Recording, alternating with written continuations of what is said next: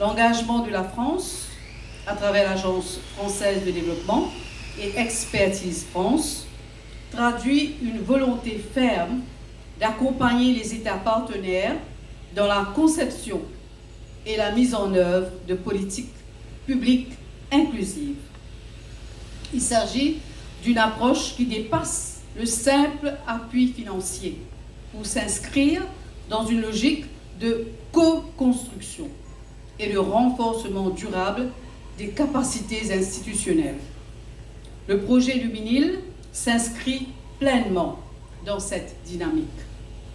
En ciblant l'autonomisation économique des femmes à travers le prisme de la garde d'enfants et de l'amélioration des conditions de travail, Luminil répond à des enjeux structurels qui déterminent concrètement la capacité des femmes à participer à la vie économique et plus largement à contribuer au développement de nos sociétés. L'accès des femmes au marché de l'emploi, c'est celui de leur autonomisation.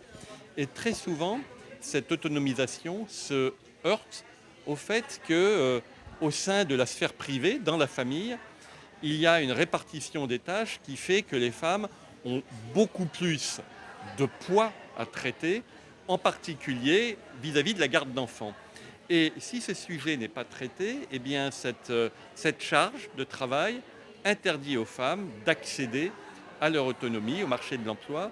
Et donc, dans les 3 pays qui nous intéressent aujourd'hui, Madagascar, l'Union des Comores et Maurice, ce sujet existe. Et dans ces 3 pays, il y a des politiques nationales qui visent à y répondre.